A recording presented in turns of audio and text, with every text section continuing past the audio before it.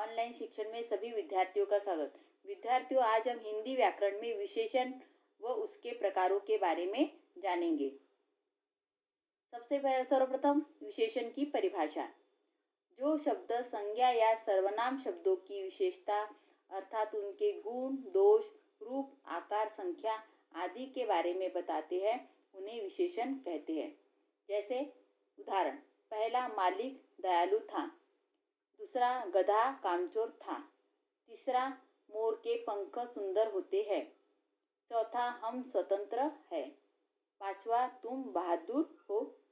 छठवा, वह ईमानदार है। तो विद्यार्थियों, इन उदाहरणों में दयालु, कामचोर, सुंदर संज्ञा की विशेषता बता रहे हैं। जैसे मालिक दयालु था, मालिक, गधा कामचोर था, मोर के पंख सुंदर होते। तो यहाँ दयालु, कामचोर, सुंदर संज्ञा की विशेषता बता रहे हैं और स्वतंत्र, बहादुर, ईमानदार सर्वनाम की विशेषता बता रहे हैं। जैसे हम स्वतंत्र है, तुम बहादुर हो, वह ईमानदार है। अब विशेषण के प्रकार। विशेषण 4 प्रकार के होते हैं। पहला है गुणवाचक विशेषण। जो शब्द संज्ञा व सर्वनाम के गुण, दोष, रूप, रंग आदि का बोध कराते हैं, उन्हें गुणवाचक विशेषण कहते हैं। जैसे पहला उदाहरण है सुंदर बगीचा। दूसरा है अच्छा आदमी। तीसरा है लाल चोच। चौथा है कामचोर गधा। तो यहाँ सुंदर यानी रूप का दर्शा रहा है, अच्छा यानी गुण दर्शा रहा है, लाल यानी रंग का दर्शा रहा है और कामचोर यानी दोष को बता रहा है। तो यहाँ सुंदर, अच्छा, लाल, कामचोर गुणवाचक विशेषण है। दूसरा है संख्यावाचक विशेषण।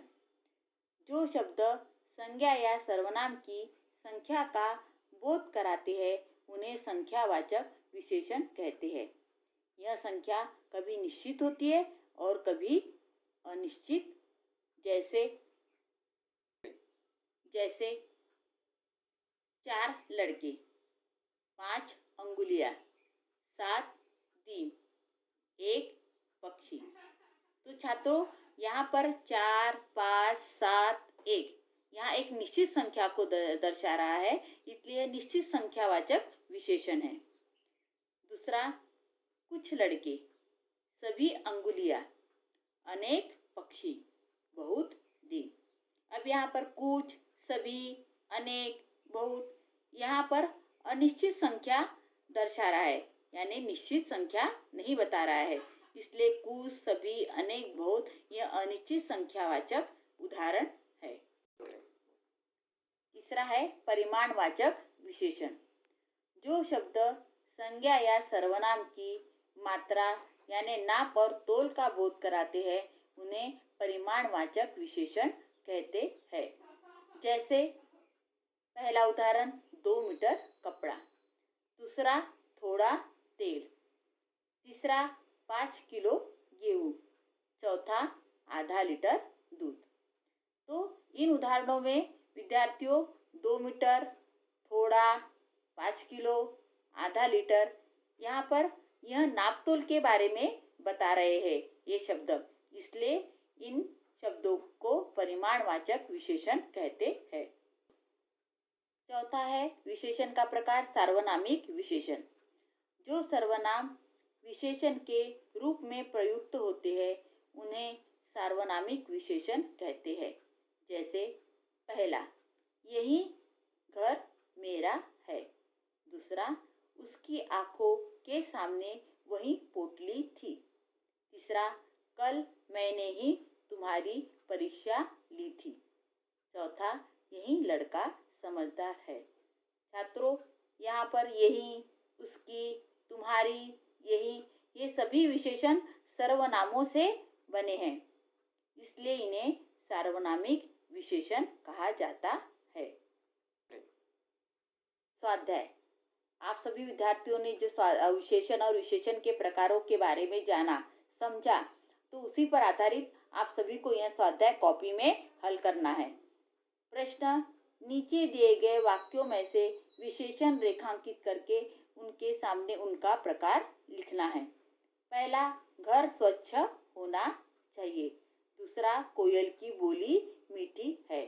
तीसरा, सप्ताह में 7 दिन होते हैं। चौथा, रावण बहुत घमंडी था। पांचवा, भोजन में थोड़ा गुड़ लेना चाहिए।